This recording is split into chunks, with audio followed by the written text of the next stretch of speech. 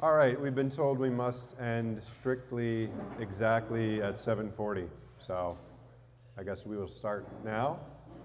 I'll open us with prayer. God, all the time that we have and all the gifts that we have belong to you. We pray that you would show us how to use them, help us to be conscious of each hour that we have and how we should use it, God, how we should direct our attention. We pray that you would help us to do all these things for the glory of your kingdom. In Jesus' name, amen. David, you can go ahead and start passing those around. So, trying to think how to start this. I think I'm going to start this by maybe embarrassing myself a little bit. Yeah, right, always a good thing to do. Maybe it won't be embarrassing. Maybe I'll be the only one embarrassed by it. But we're going to talk about, we've been talking about this question of how we direct our attention and how, I would almost go so far as to say that attention is worship. That what you pay attention to is what you worship. And we wanted to think about what makes us pay attention, and we talked a lot about love, that when you love something, you're drawn into it and you're able to pay attention to it. But I think, unfortunately, there's a lot of other emotions that make us pay attention. Tonight, we'll be thinking about anger and fear. There's also lust and jealousy. All of these are things that direct and pull our attention towards things. And I picked anger and fear for today because I wanted to talk mostly about news, how we consume news, how technology shapes the way news is delivered to us. Yeah, Jonathan's smiling. Jonathan, you could give this. I know, it's true. If you have any questions, ask Jonathan. Brian asked me a question on Sunday, and then Jonathan jumped in and he gave a way better answer than I could have. So he knows what's up. Anyway, so we're going to talk about this question of how news shapes our attention, how different forms of technology shape news. And I want to begin, therefore, with the question that will embarrass me a little, that I feel a little embarrassed about. I want you to think about how many hours a week you spend consuming news or current events in any form. So it could be like the radio, it could be a podcast, it could be a magazine, book if it's about current affairs. So I'll give you a second to think about that. I think like people have different temptations with these things. They abuse them in different ways. I probably abuse them for the news a little bit. I think I have unhealthy news habits. Anyway, so I'll start at 3 hours. How many are 3 hours or more a week? You mean a week or a day? A week. All right. How many are more than 5 hours a week? Keep them up. How many more than 7 hours a week? I actually get to take mine down now. I'm not feeling so bad. All you Anyone hit 10 hours? Wow. Well done. And honestly, like, you may do it in a healthier way than I do it, because for me, it's not simply the amount of time that I spend with this thing. And I think if I think about what I would like us to get out of this class, it's reflecting on becoming conscious of how these things shape our emotional life, our attention. And obviously, there's nothing intrinsically bad. In fact, it's intrinsically good to be informed about your world. I think one of the tensions with news is like the draw to be a good citizen versus the draw to abuse this stuff in ways that are not particularly helpful.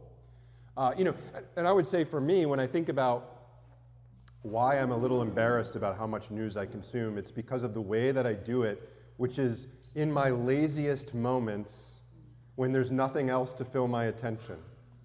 It's a podcast while I'm driving, but usually like tired from work and like only half paying attention.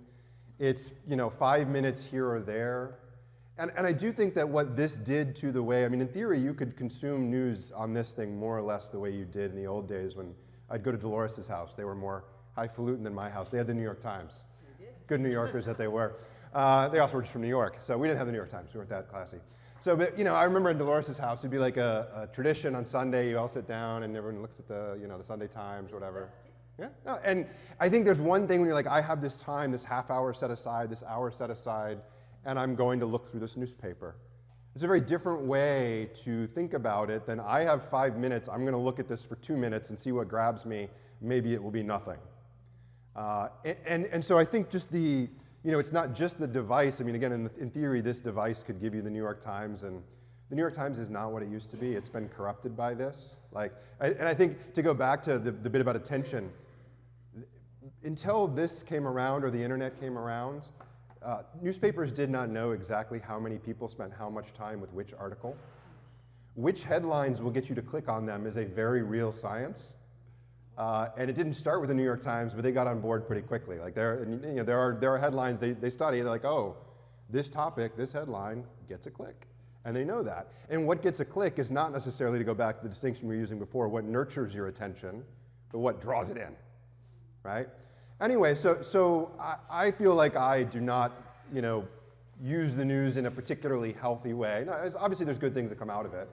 And so I want to think a little bit more about the history of the news, maybe help us to see news from the outside, right? Like, news is not a universal human category. There's gossip. But this idea that there's a thing called the news and you consume it, that's a relatively recent idea. David, did you hand out those handouts? So I want to look, I've given you two quotes here, and these are two of my all-time favorite quotes, really. I don't know, do you want to read the first one, Love? I'll read the second one. Oh, sure. And the first one is from a great book. Both of these are from good books. But the first book is by Neil Postman called Amusing Ourselves to Death. And he's talking about how technology shapes news as this fundamentally new idea. So Yeah, and actually, this passage for me too, this was a spot in the book that really, I almost had to put the book down and just digest it for a minute because it made such an impact. So Postman writes, but until the 1840s, information could only move as fast as a human being could carry it. To be precise, only as fast as a train could travel, which, to be even more precise, meant about 35 miles per hour. The telegraph erased state lines, collapsed regions, and by wrapping the continent in an information grid, created the possibility of a unified American discourse, but at a considerable cost. For telegraphy did something that Morse did not foresee. It destroyed the prevailing definition of information. The telegraph made a three-pronged attack on typography's definition of discourse, introducing on a large scale irrelevance, impotence, and incoherence. These demons of discourse were aroused by the fact that telegraphy gave a form of legitimacy to the idea of context-free information. That is, to the idea that the value of information need not be tied to any function it might serve in social and political decision-making and action, but may attach merely to its novelty, its interest, and curiosity. But it did not do so alone. The potential of the telegraph to transform information into a commodity might never have been realized except for the partnership between the telegraph and the press. The penny newspaper, emerging slightly before telegraphy in the 1830s, had already begun the process of elevating irrelevance to the status of relevance. The abundant flow of information had very little or nothing to do with those to whom it was addressed. That is, with any social or intellectual context in which their lives were embedded. How often does it occur that information provided you on morning radio or television or in the morning newspaper causes you to alter your plans for the day, or to take some action you would not otherwise have taken, or it provides insight into some problem that you are required to solve? The news elicits from you a variety of opinions about which you can do nothing, except to offer them as more news, about which you can do nothing. Facts push other facts into and then out of consciousness at speeds that neither permit nor require evaluation. Awesome, thank you. And I'll ask you these questions because as I try to imagine, you know, those of you encountering this passage for the first time, I'd like to imagine what a skeptic might think or someone who's not moved by what he says. I mean, that's a strong word, irrelevance. He says the news introduces the category of irrelevance. And I could imagine someone saying, like, no, the news is actually quite relevant. It's important. So why is he saying that it introduced the category of irrelevance? In what sense is he using that word? I guess I just think you don't have to think of it as irrelevant full stop or irrelevant in general, but irrelevant to you and your life today, right now, right? And I don't even think that means that these are, in sections in this book near this passage, he talks about, because he goes from the telegraph to the television, just the sort of psychic experience of hearing that there are children in Somalia who are starving to death and dying of malaria, stay tuned for update on tonight's baseball game, right? Like, what does that, like, if this news is important, right? If it does have relevance, we don't treat it like it has relevance, and the medium almost makes it impossible to treat it as if it has relevance. But also, there isn't really a lot that we can do, right now in that moment. So, if I could say two things to yeah, jump good. on that. Yeah, I think the bit about how these things get packaged side by side, right? Even if it's like, if it comes through the television or if it comes through TikTok, you approach it in a certain frame of mind, in a certain space, regardless of what that information is that's coming across. And so I do think there's a sense in which it sort of crushes down the important and the tragic to the level of things that are simply entertaining. Right. I mean, to go back to the irrelevance bit, I guess the thing I'm wondering is like, why, I think he thinks that there's, if you can't act on something, if the only thing you can do is talk about a thing, I think he thinks that's a relatively novel situation, and it's relatively bad. So again, can you just like help me see why? Like I try to play the skeptic here. Yeah, great. I'm just going to say like, no, it is like, why do I need to act on everything I know, and why is it? So I'm going to be sort of annoyingly pedantic here, but when I see him talk about elevating irrelevance to the status of relevance, that seems more something that like the penny newspapers did. Okay. So, I mean, it is a little irrelevant who won the hot dog eating contest last week, right? Yeah. But what the line that I really love is up a little bit. Okay, so this idea of context-free information to the idea that the value of information need not be tied to any function it might serve, but may attach merely to its novelty, interest, and curiosity. That is what stands out to me, because it's like, it's not just that it's irrelevant, I do think probably for most human societies, for most of time, information was valuable really only when it was information you could use in some way or were expected to be responsive to. It's helpful to know that a famine is coming. It's helpful to know that the town over, has flooding, right? And it's this kind of information, or that there's warring in a nearby village, right? All of this is information that it ought to elicit some sort of response to you because it is directly in a position to make an impact on your life. And so to think that, no, information is just as valuable even if it has nothing to do with you personally, of course the people that the news are about are just as valuable, right? The children who are dying of famine in Africa are just as valuable as the children dying of something in Tampa, but that information isn't as valuable to us because we can't do much with it. Yeah, I think that the other thing I would add to that is this idea of like, why is it bad to consume information that's not directly linked to something you can act on? And I think the reason, what it does in us, at least it's important to see what it does to us, it makes us pretty passive. Like think about normally when you consume information, you're trying to make a decision. You have to come to a decision, you have to do something, you have to see what the stakes of that thing are, right? Once you're consuming information that isn't oriented towards a particular action you're considering to take, like with your child or with your house, it's very easy to just absorb it without acting upon it in a very kind of passive position. I think the other thing that we haven't maybe touched on as much as it's worth thinking about is just how weird it would be to live in a world where almost everything that affected you came within, a day's walk from you. The idea that everything all over the world is interconnected with us, it matters to us in the sense that it could affect our lives. And I think that gets to the impotence. I think there's the idea of like, you are learning about things that could affect you, like when the Strait of Hormuz is closed. We're affected at the gas pump. The question is, can you do anything about it?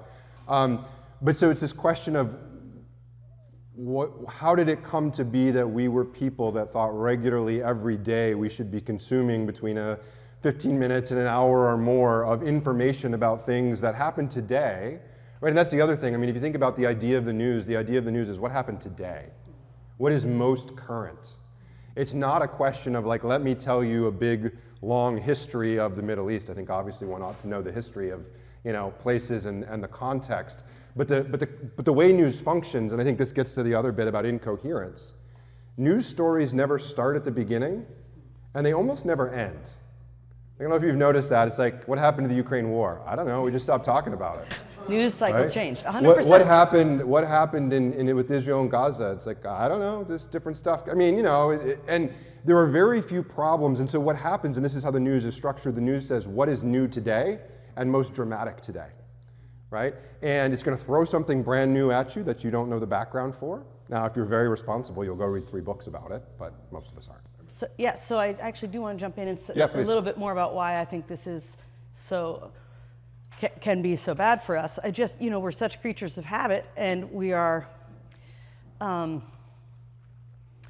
don't know, USF used to have smoking sections, and all of the smokers would smoke in the smoking sections. It was very orderly. And then they decided there was no smoking anywhere on campus. And now people smoke everywhere, right outside the door, everywhere, right?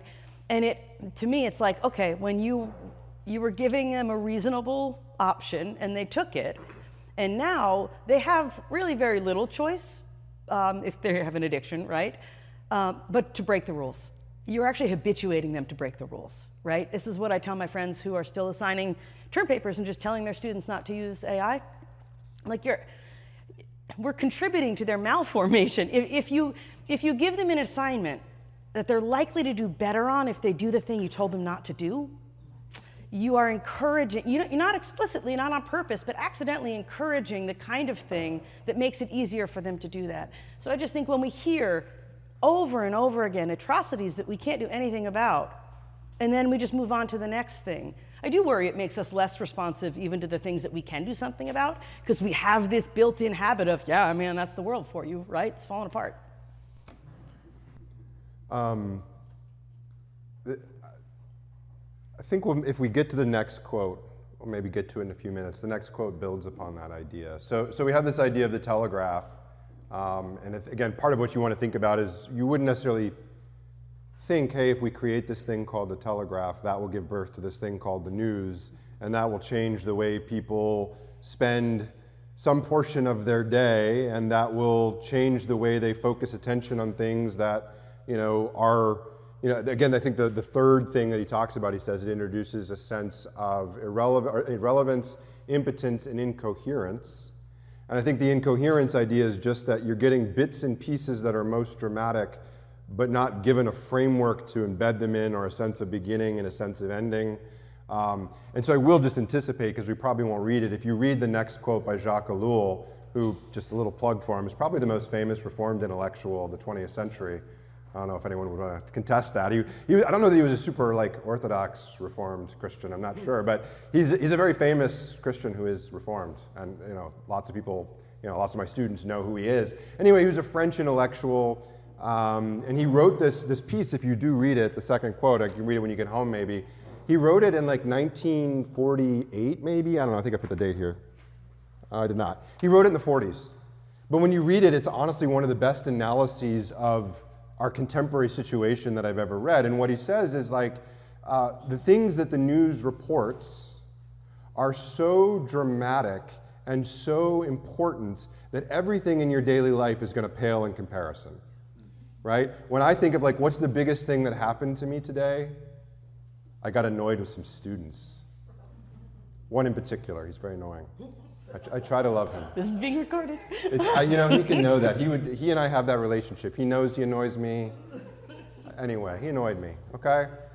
But that's really the best I got for today. If I could tell you that story, okay? But the idea is the news, there is something of world-changing significance that happens most days, and if not of world-changing significance, it changes the life of the people to whom it happens in utterly profound ways, okay? And so the idea is it is natural that this would come to feel more real and more vivid than our ordinary everyday experiences. I have to read just part of the quote. Oh, I have please, that yeah. part underlined. So Yeah. he writes, our contemporaries only see, this is 8 lines down in the second quote, our contemporaries only see the presentations that are given them by the press, the radio, the propaganda, and publicity. That is what I mean by phenomena or shadows that the modern man grasps and knows exclusively. Why exclusively? Because every day he himself has a number, a very limited number perhaps, Michael's one, of genuine experiences.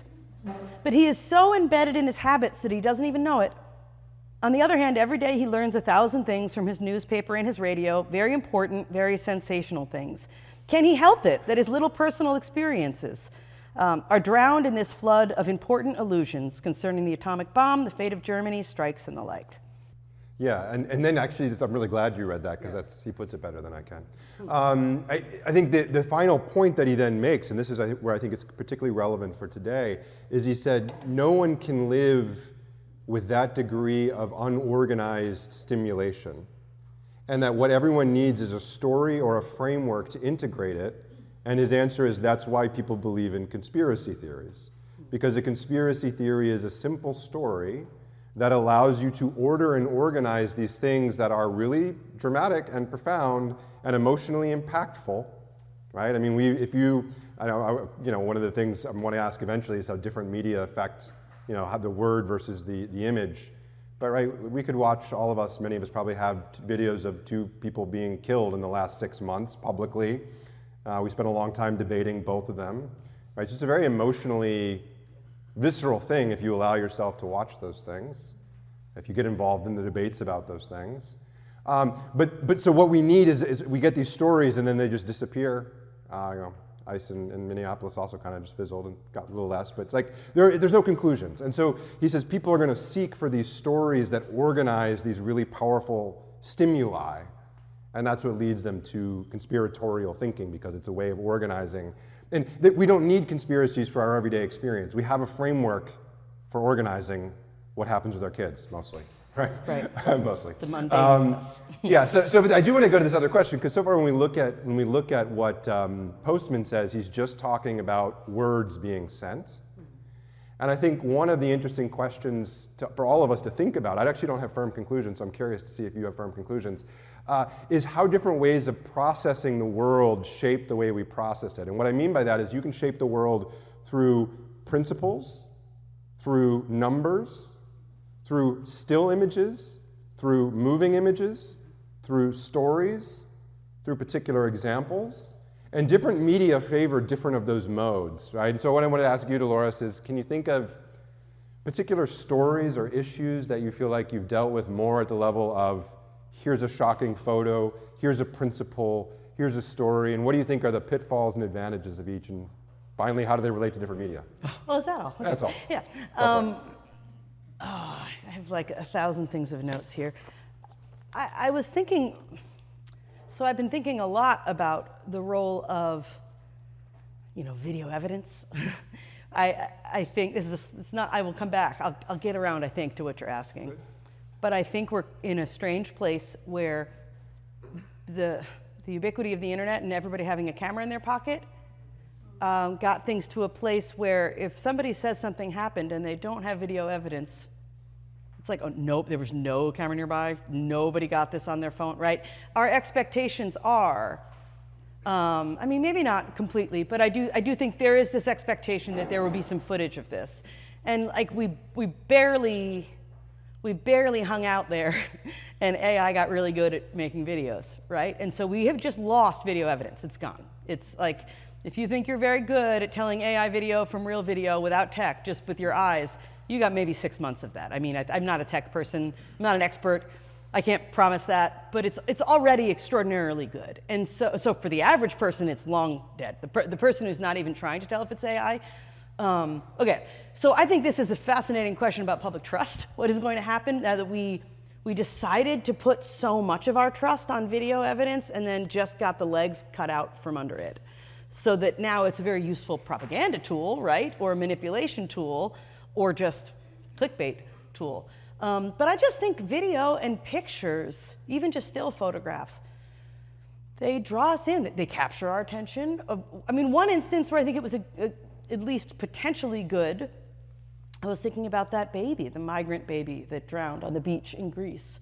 And it is something of a conversation stopper for some kinds of ways of talking about immigration, where it's just like, gosh, these are people, that is a baby, right? I don't know if y'all remember that photo. It was all over. It was heartbreaking. It was just a baby, like a toddler, right? And I think that was a powerful photo just for at least making people stop and remember that like every immigrant is a person and these are humans that we're talking about and that's a baby, right?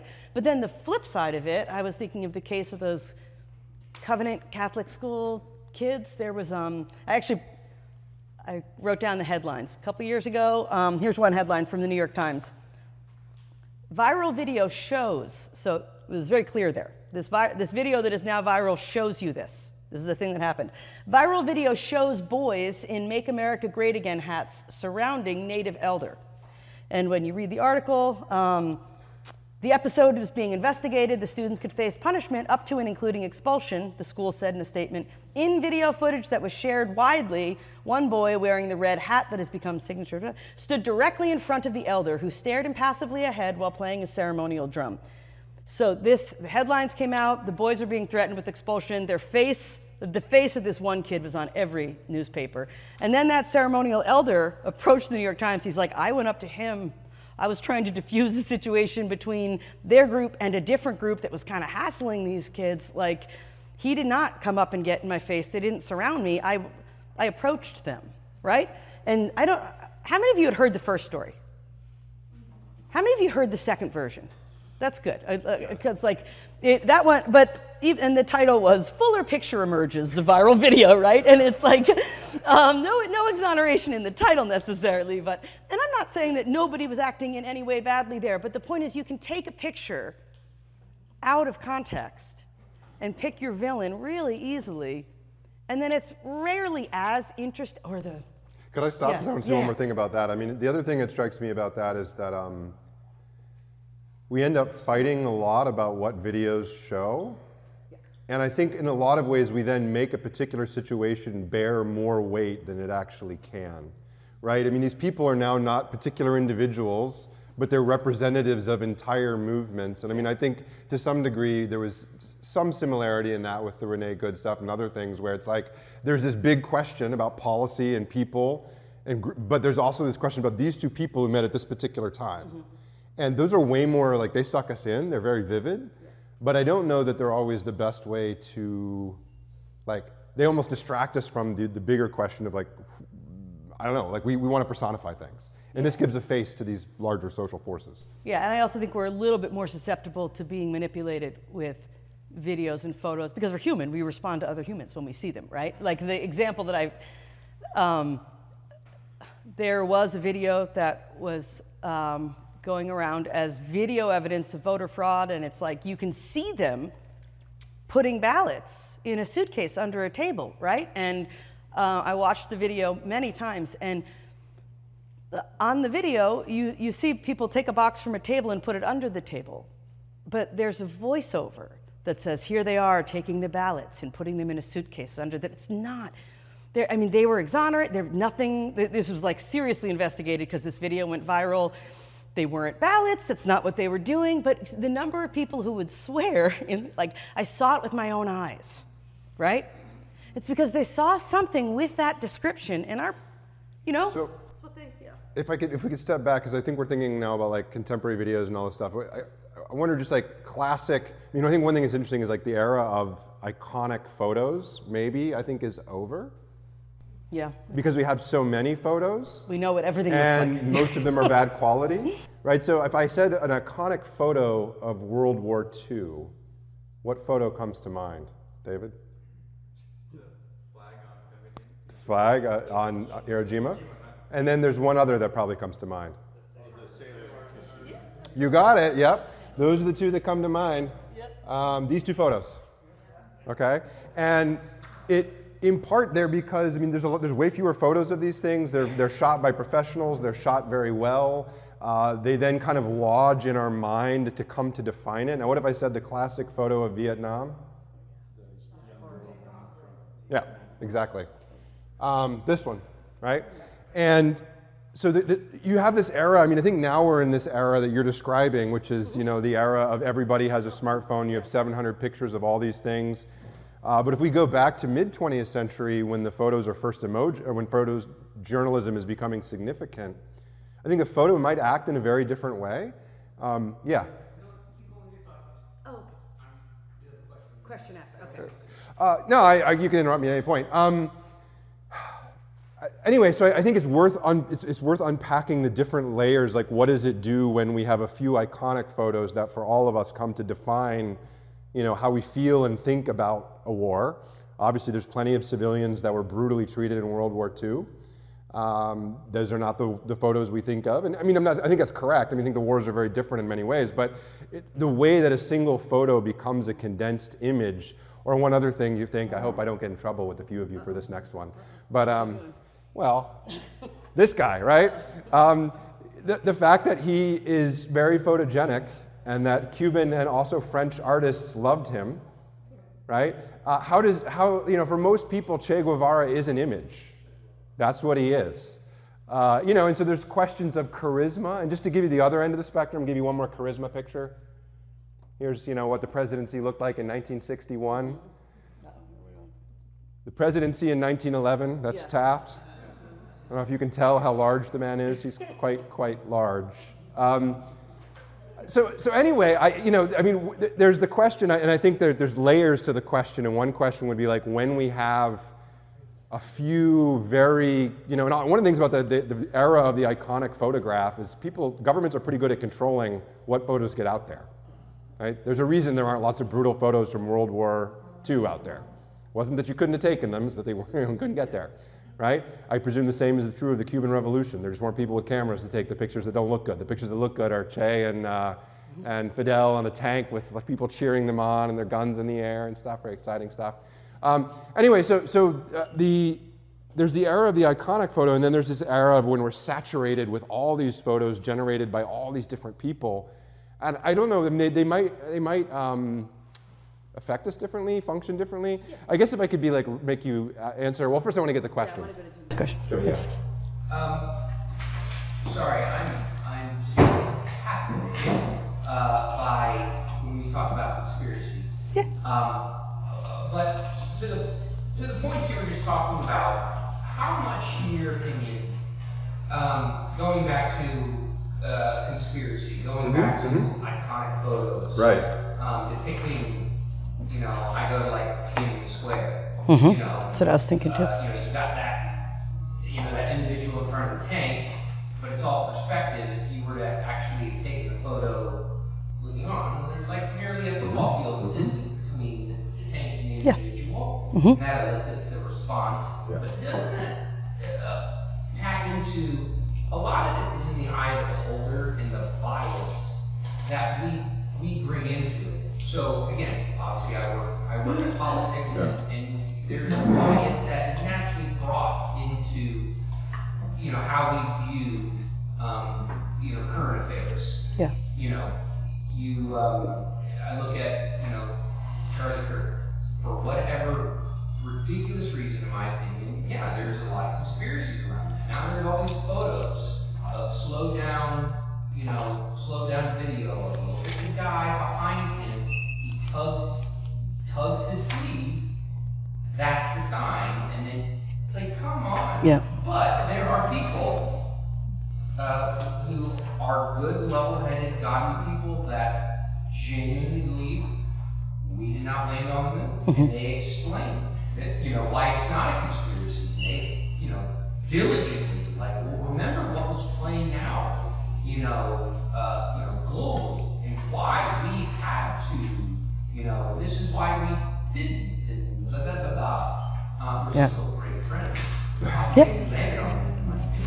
But anyways, how much of that, all of that, we bring a bias to whatever news article, news station, Twitter feed, photo we look at, and based on that lens, that bias, the eye of the beholder, we think it's iconic, or we think that's the worst president.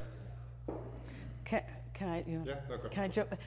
So, I mean, you can give a bias in any format, written format or camera, although I do think pictures are better at giving you the packaged bias, right?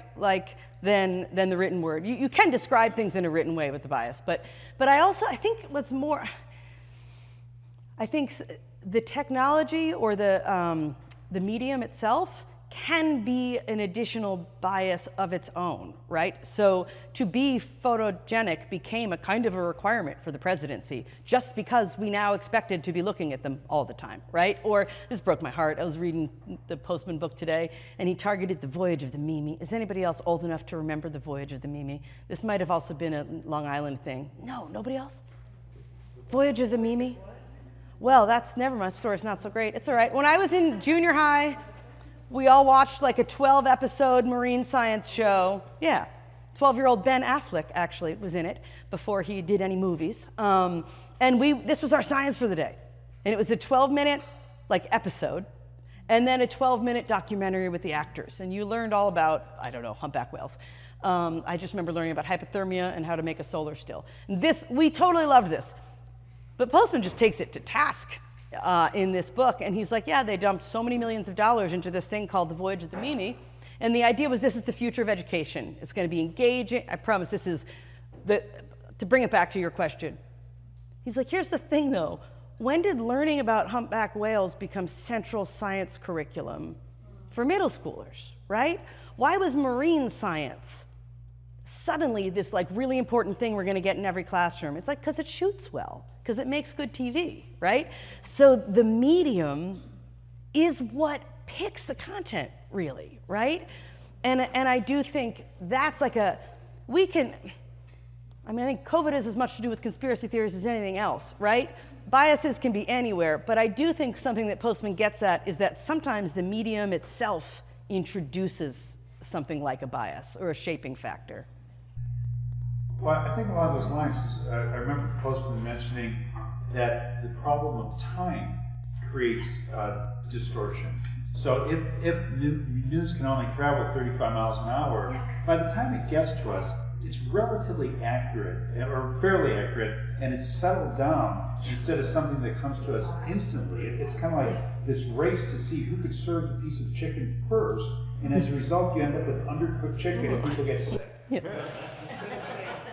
give the story 4 days, so it can ruminate a little bit, it can settle down, and we'll find out what the truth is, because prior to that, it's gossip. It's not a story yet. But we live, because of the competition, we have to get the story out first, and now we're able to get a story from the other side of the world to us within a split second versus 35 miles an hour. Right. Yeah, even just the difference between posting an article online about AI and writing a book about it. Talking with, I'm hopefully going to be writing a book with a friend about technology in general, but in talking with Zondervan about it, they're like, if you put AI in the title of a book, by the time the book comes out, it's out of date, right? And so you have to be really careful what you say in a book, right? Because you need to trust that it's still gonna, be accurate 6 months later, where you can put anything you want on Substack. Yeah. To go back to Jimmy's question for a minute, the one other thing I would say is, I think it's worth thinking through. So we all surely bring biases to everything that we see, whether we see it directly in front of us, two of our friends getting in a fight, and you have a conversation afterwards about who started it and who was in the right and who was in the wrong, and two people have different views, and they saw it right there. I think the interesting question, I don't know the answer, is like, how did different media allow us to partly check or challenge our bias, or to check or investigate the bias of the person who's presenting it? Right, so and I don't know. I mean, so the question would be like, imagine you have a story now, or you have a chart of statistics, or you have an image. Those are very different ways of making an argument. And I think back to the bias of the media, like there's some arguments you can make very well with a row of statistics. Some arguments you can't make it all that way. And the same is true of a photo, right? There's some social problems that can be captured in a really dramatic photo. There's others that just don't show up that way. But anyway, so I think the question that's interesting to me is when we shift. Like, we once had most of our political discussion in the form of language, and now it's more in the form of images. And I don't know if you have thoughts on this, about whether that increases bias, it diffuses bias, personalizes, what it does, but... I think my really only comment / question is also, you look at who is providing the news, who's providing the content, and that's the biggest, I think, issue people have, trying to consume something that they find trustworthy. And again, trustworthy, that is probably defined very differently by everyone. Again, coming back to kind of, it's in the eye of the beholder. But going back to yellow journalism, and where even the authors of news, the people that control the news, it is strategic, because they want a certain response reaction from the reader, the listener. I mean, I think your point of Wales, I think that's, yeah, it's actually very, very appropriate. I mean, I know every end of July, we are watching Shark Tank. That's an amazing television. Great whites reach and eat fake penguins all day. You know, but you know, we consume that, and people Discovery, a la whoever owns Discovery, and they get killed. They don't care about the content. They just want to elicit a response. And the same, I feel like, is a lot in news, in politics, because you're crafting a message tailored very narrowly to get a response from a certain segment of people. You know, I have no clue if that came close to the zip code of the question. Well, it raised a different issue we'll come back to shortly. I think Doug has a Oh, question. yeah, no, it's yeah, fine. okay. Yeah, so I think on that whole bias and accuracy, to me, the difference between old media and new media is not so much the accuracy, right? There is some truth to that time did help sort out the gossip versus the immediacy of news. But the opposite also happened, where when misinformation was intentionally put out, there was no correction to it, right? I mean, we had an entire country that didn't know the president was in a wheelchair because there was an intentional effort on behalf of the government, the press, to not put that out there. And there was no alternate sources of information, so people just didn't know, right? If COVID had happened in 1960, there would have just been one narrative on what it was, what we needed to do about it. And obviously we know now that many of the things the federal government said about COVID were blatantly and scientifically false, right? And there were voices that were able to speak out and expose that. But the flip side of that is it creates this environment where almost everything that comes up, there are multiple perspectives and multiple voices arguing that the other side is lying, the other side is making things up. And now we're in this environment where people know who they can trust and who they can believe in any given moment on almost anything. So the old source, I don't know, was necessarily more accurate, but it was more unifying because there was just one thing. Whatever Walter Cronkite said on Evening News was the truth. Like, that was it. Whereas now there's 1,000 news sources, they're all shouting at each other that the other one's lying and making things up. And no one really knows who's. Yeah, it seems largely right. I guess I think Lou's point, though, was, if your reference to that was more about, I think, the original, like, just the idea of the Telegraph itself. Is that where he hooks that in? Or, I mean, he's writing before new media in any case. He's writing in the 90s. You know, I think one of the interesting things about his book is, you know, it's easy to sort of think there was this golden age when, you know, and you see, like, no, there have been these critics of the media going back a long time, raising some similar kinds of questions, or they're just different problems, as you're suggesting, right? Yeah, Casey, you were gonna? Yeah, I was just thinking about what Doug was saying, and also what Jim was saying. Maybe you guys can talk a little bit about the distinction between news and propaganda. And unfortunately, I think that the use of propaganda over the last 50 years, at least for me, in the last 20 years, has caused me to be suspect of just about anything I see in the mainstream media. You know, weapons of mass destruction, COVID, all these things that were clearly, as Doug was saying, like, there's a unified propaganda voice on all these things that led the country in a very specific direction,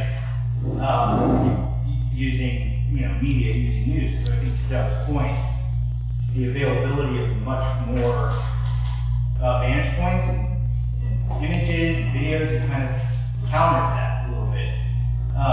But I just was wondering, maybe you guys could talk a little bit about the distinction between news and propaganda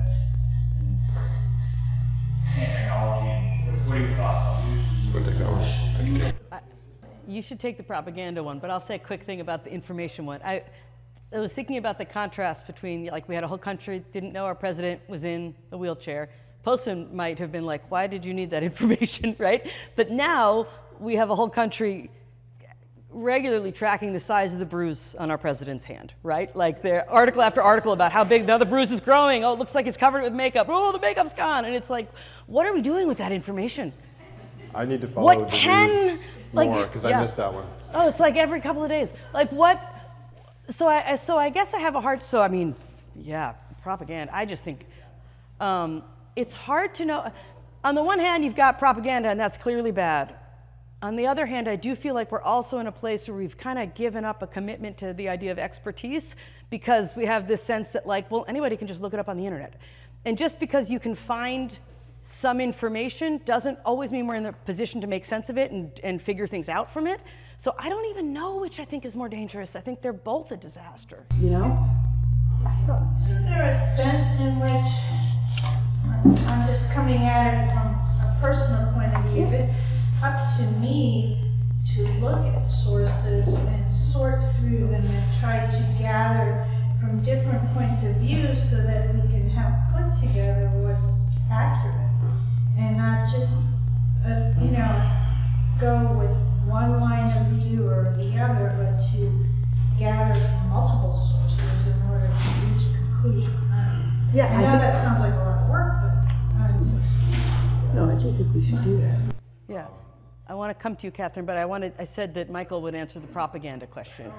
Then we'll come to I Catherine. don't have anything smart to say. I just want to, for Casey's talk sake, about say propaganda something all to the his time. question. You must. Oh, no, I don't think it's a hard and fast distinction. It's a continuum, and I would say the signs of things that tend towards propaganda are the use of repetition, and even, where that comes in a benign form is when people talk about talking points, right? And getting on the same page and managing the narrative. That's shifting into a propaganda mode, because what you're saying is people need to hear the same thing, hear it consistently, right? And so I would say, if you're looking to somebody and saying, are they a good faith actor or not, part of it is the degree to which, as partly as Robin is saying, you say, well, what are other ways to frame this? And it's, you're not just trying to make sure the same words get out there again and again and again so that they kind of click and stick in people's head. Is the propaganda just the interjection of prejudice and bias? I don't know. I guess the only question I would have to that is like whether it has to be intentional or not to be propaganda. You interject bias for sure. I guess I wouldn't accuse somebody of creating propaganda if they were struggling against the bias and some crept in, because bias will always be there, as you suggest. So I think. When you say propaganda, though, has to be intentional, how could it not be? For example,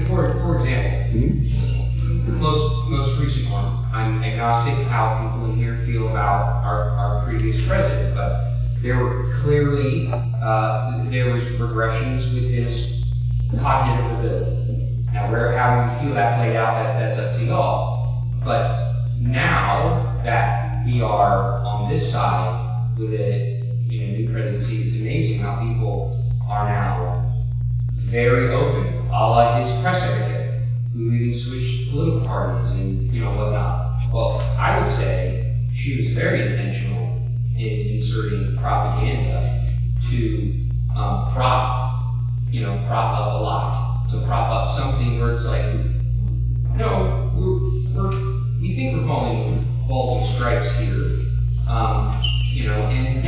think there's a decline here. You go back to the FDR thing and say, no, it's all grace. Can you please acknowledge there's a grace, but there's an intentionality to insert a lie. So I feel like there has to be a intentional, nefarious. Yeah. Somebody picks up, propaganda. They themselves are not intentional or anything. But the way propaganda spreads is just a particular way of viewing the world that highlights specific things over other things. One thing we have to recognize, I would like to start off is to say the world is a super, super complicated place. Very, very complicated. We just cannot understand how complicated it is. But when we start thinking about the news, we are already looking at a map. Like, we think that if you see a map of Tampa, then we know Tampa. And it's like, no, we don't know Tampa. We see a map of Tampa and it has particular things that it's highlighting versus other things that it's not highlighting. It's not highlighting geography, like geographical features necessarily. It's got streets instead, or something like that. And so everything that we produce is simplistic, and especially if it's within, a 5-minute article. And so I I think that's part of the function of propaganda, is that you have to highlight certain things, and you're going to have particular bias as it is. And then so that's where the continuum comes in. Yeah, of course, there's going to be bad actors out there that actually know what they're doing, although there could also be people that are just completely indoctrinated on one side that are doing it without any real knowledge of what they're doing. So I mean, that makes it hard to talk. Yeah, that's well put. You should no, you can come stand up here. We missed Catherine's one more question, comment, though. and then I Yeah. want to move to the next issue, just because there's Yeah. one more thing I want to get to next. Yeah, of course. And I'm just kind of thinking of, like, from a nursing perspective, people looking for health information. Yes. But you have to teach, reliable sources and stuff. But my famous comment is just because it's on Facebook doesn't mean it's true. But I mean, just because it's out there doesn't mean it's true. And so they need to figure out, and of course there could be some bias in that, but figure out what sources are more reliable than other sources. Yes. Because everybody's got Dr. Google.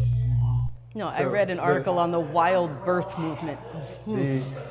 The question of sources and trust is really interesting, and I want to use it as a segue to the last major question that I wanted to talk about. I think that I do think way that we necessarily form our opinions is based on who we can trust, whether that's individuals or particular institutions or media institutions. And it is going to be deeply, like the way you figure out if you can trust someone is you find some area where your experience overlaps with theirs and see if it checks out, that they see things the way you do. And given that we all have different bubbles of experience, I think it partly explains why we find different things trustworthy, because a little bit of what they're saying about this makes a lot of sense to me. So I'm going to trust them about this, this, and this. Now, the interesting thing to me, though, about this trust question is, and here we get to move finally, I know we build this all a little bit as sort of an AI thing, and we get to finally move into the AI world a little bit. I think it's very possible that AI destroys our ability to do that. And so what I want to think towards the end is the question of what happens to the internet in the age of AI. I don't know, do you want me to say a few thoughts, or do you want to start out with what your thoughts on that? Or? I mean, what do you want? I don't know. All right, I'll always start. Yeah, I mean, everybody that knows me knows that I have gone from being an optimist my whole life to a cranky pessimist these last few years. It's not on purpose. I fight it. Not that cranky, just very pessimistic. It feels to me like AI is already kind of killing the internet. Does anybody else feel like their just Google searches are way worse than they used to be? Like weirdly worse, so much worse. Like, how is this?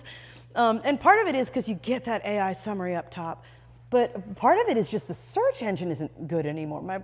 My brother was trying to explain to me why that was, but again, it's like, it's already the case that AI is outpacing us words-wise. AI writing outpaced human writing in this past year for what came out onto the internet, right? So the question is, will smart people, I'm sorry? Does that include all the misspellings? Oh, they're probably mostly correctly spelled. Even autocorrect has actually gotten worse, though. It will tell me that something isn't a word that is a word. They'll probably work that kink out.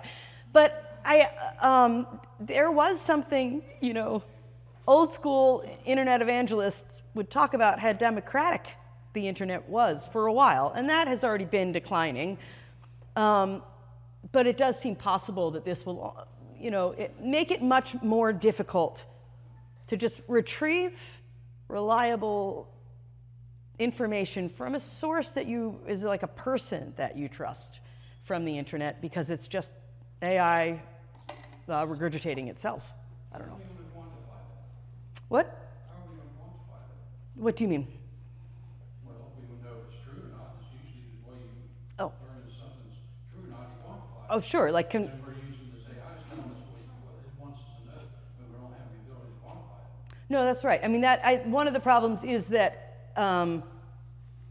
if, there is this potential, again, with the speed of things, of mistakes being codified and becoming a kind of part of the official record. Even Amazon has apparently started to retroactively change some Kindle books. They'll just change some words, so you don't know, your Kindle gets updated and some of the books in your library now have some words that have been changed. And it's like that to me as a Kindle book reader it feels like you can't change the past. You can't do that. But anyway, you take your. Yeah, no, the only, so I think the question of like what you're suggesting is the idea that it gets swamped with low quality, repetitive, whatever stuff. And I do think that's a worry. My other worry though is that if you go straight to AI, your AI chatbot, instead of going to a website, it's drawing traffic away from the websites, right? And the websites make their money by advertisements, okay?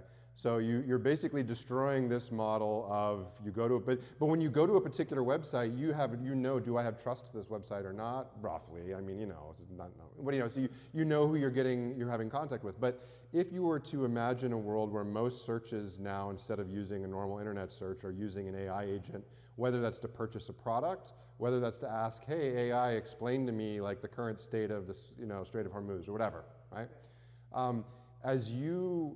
As that becomes the dominant mode of interacting with the internet, two things are going to happen. One, you're going to lose the sites that actually put the information out there in the first place. Two, they'll almost certainly embed advertisements in your AI chat, which they do sort of already. Some of them do, right? They'll do it in such a way that you can't tell if it's an advertisement or not, probably, because that's the way successful advertisements work. They're sort of like, is this an advertisement, is it not? But what I'm imagining is just imagine like a world that could happen. I don't know that it will.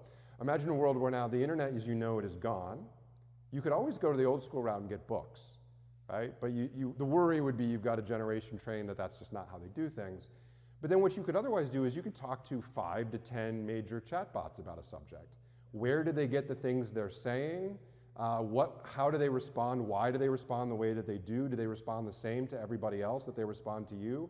None of these things will you know, right? You can talk with them, but you can't, you don't have even in some sense a core stable personality that you understand and you can say this is a person I trust. And I think the people that end up with the most power in this situation are the people that control algorithms. And here's how I got thinking about this topic about the internet was actually through a circuitous route about AI and the internet. And I was thinking about images, and I was thinking about images related to the Israel-Gaza conflict, okay? And I just, out of curiosity, I Googled, I'm sure some of you have done this, it's a very fun game to Google some concept and see what the images are that come up and then wonder like how the algorithm came to those images. And like, is it biased? Is like what, there's someone at Google who understands like when you put in this set of words, these are the images you're gonna see. And they obviously don't know the specifics, but they know more or less the parameters that figure out what kind of images are you seeing, okay? So anyway, there is someone who I can keep clicking down, I can click to trusted websites, so I can get around the fact that the Google algorithms say, here are the images of the thing you asked for, right?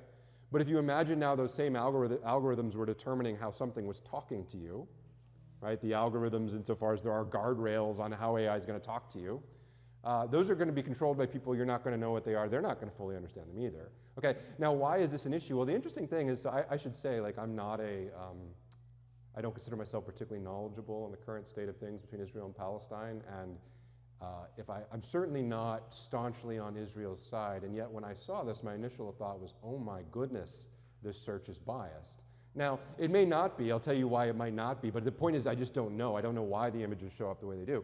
So the images, first of all, when I Googled the attacks of October 7th, there were 2 rows of images. The one on the left, as about half of the images were not actually about October 7th at all, but they were about Gaza. They were headlines from articles like, 1 year on, this is going on in Gaza, right? So you want to say, what happened on October 7th, and you get a bunch of pictures of Gaza.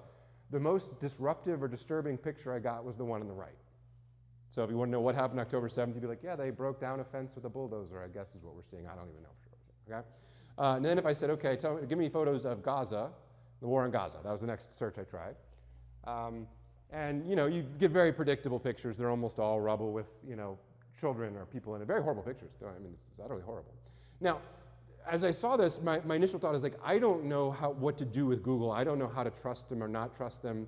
My initial thought is like, they're leaning on the scales. I did think of another answer, which is they may have a policy that says you will not show gore in any of the top images. And a lot of the photos from October 7th would have been gory, though you still think they could have showed blood spots on the ground. They could have showed, like, none of it. There was no sign of victims. Just from the images, you wouldn't have known there was any terrorist attack. And those weren't the images, okay? And so then you think, okay, there's an algorithm and it's picking these images and we don't really understand how it does it, why it does it, who controls it.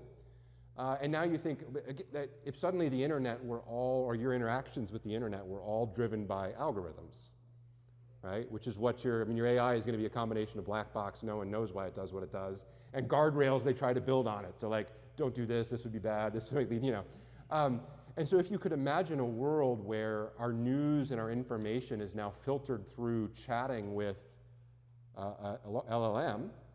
I don't think we have to imagine, how many of you do, this is not a judgment, I'm just trying to get a sense of how, like my students typically go to ChatGPT, and like a lot of our family, they don't Google things anymore. They ask ChatGPT. So how many of you, if you don't mind, ChatGPT before Google? Yeah, I don't think this is like an imagined future. I think this is... Well, I guess the only difference like is when now, you ask people if they knew now you always have the fallback, right? And you can always click through, right? So so far, you people that prefer your LLMs haven't killed the internet. You're doing it. You're killing it slowly, right? Ad revenue is going down. Like Google, how can I save my business from losing revenue to AI? It's a real thing.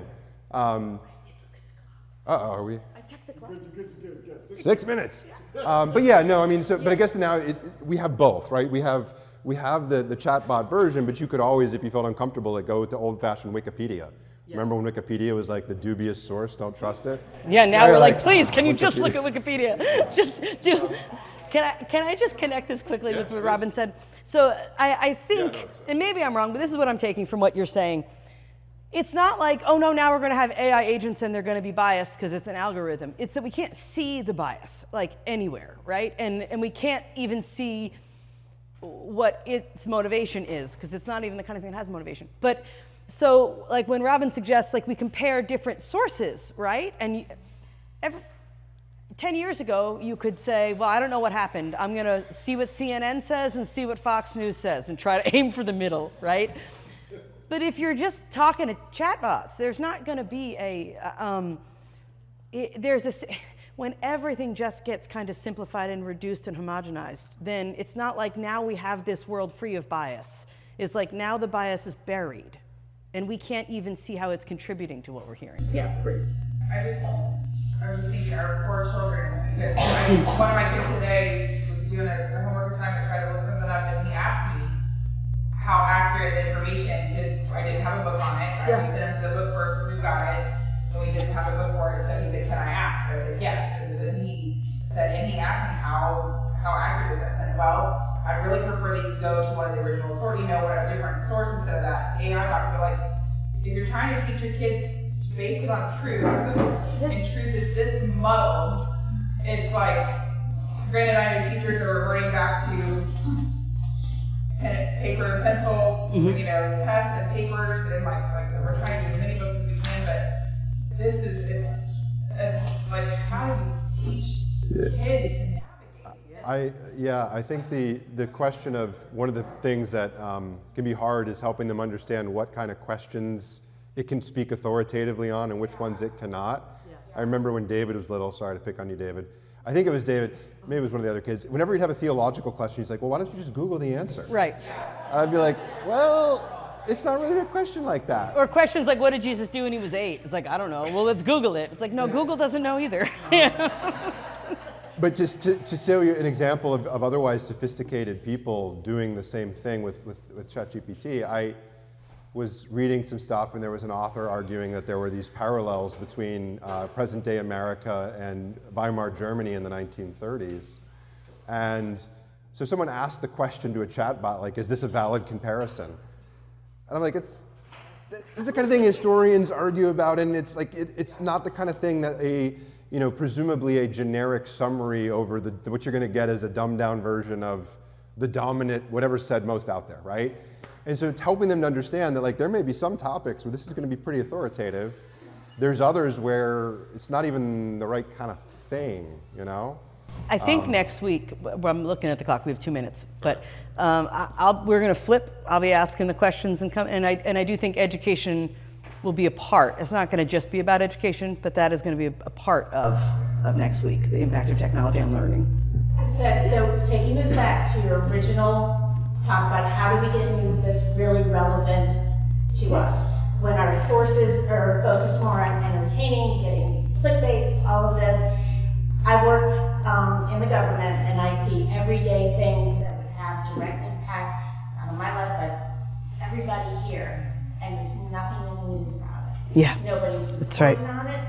Nobody seems to care because it's not entertainment. And we're like, what is our role? Like, how are we demanding to not just have 15 minutes of, oh, let's just read the headlines of things that really, as you said, we can't control. So Yeah. that's, Yes. even if the sources are good, the sources aren't even out there on this information. Nobody's reporting on it. Right.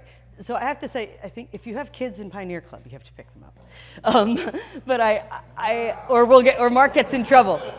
But I just want to say, I've heard similar problems about, I think it was your brother that, maybe it wasn't just your brother that pointed this out. A huge problem in third world countries is sanitation. Like, one of the very best things that you can do for poor communities is give them a way to dispose of their waste, and it's one of the hardest things to raise money for. Nobody wants to talk about poop. Like, it's just really hard to make that, to make a cool poster, or to make it, like, to feature bathroom needs. Yeah. Yes. It's like, I don't want to see it. All right, any last words? No, we didn't get to. Tie it all together. Well, there was a question he was going to ask that we didn't get to, so I think we should do a final word for people to think about over the week. How do you hit this balance between a responsibility to be knowledgeable and a responsibility to, like, be mindful of your local community and not sucked and drawn into information that's useless to you? Something like that. I want to hear what the king said to the government today. I am not going to listen to a news report. I want to see pictures of him speaking to the government. I mean, well, hopefully. And it's a powerful thing. But yes, I do think when it's government officials, no, I don't think it's wrong. I think a person could absolutely make a video that would look like that was what happened today. But I do think if you were to find a reputable source video, it would be accurate. Yes. Yeah. It's a problem.